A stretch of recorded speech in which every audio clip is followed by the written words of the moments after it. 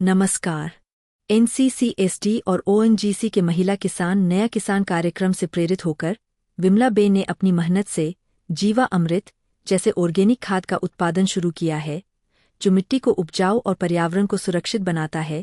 चलिए सुनते हैं विमला बेन की यह प्रेरणादायक कहानी, उनकी अपनी जुबानी।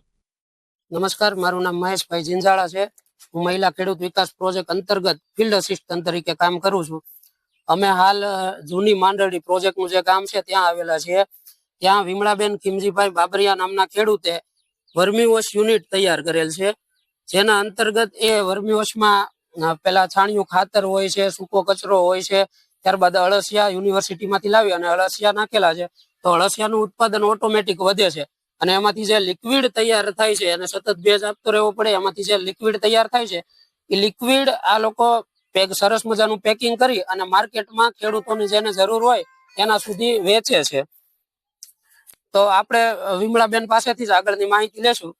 વિમળાબેન, આ જે યુનિટ આખો તમે તૈયાર કરેલો છે, તો આમાંથી આ તમે બેરલ ભરેલું અમને જોવા મળે છે કે આ બેરલની અંદરથી તમે સરસ મજાના પેકિંગ કરી અને માર્કેટમાં વેચો છો, તેનો તમને શું ભાવ મળે છે? 1 લીટરના કેટલા રૂપિયા મળે છે?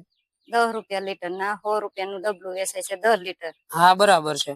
તો આનાથી તમને કશો ફાયદો થાય છે આર્થિક? હા, તો આમાંથી તમારી આવક વધી એવું ગણી શકાય? હા। સારું, તો હવે આ બેને જેમ કીધું એમ આમાંથી ઈ લોકોને આર્થિક ઉપાર્જન પણ થયું છે। અને બીજું કે આના જે વિવિધ પાકમાં આનો ઉપયોગ કરે છે, પાણી સાથે પણ આપી શકે છે અને સ્પ્રેઇંગ પંપમાં ભેળવી અને પણ આપી શકે છે।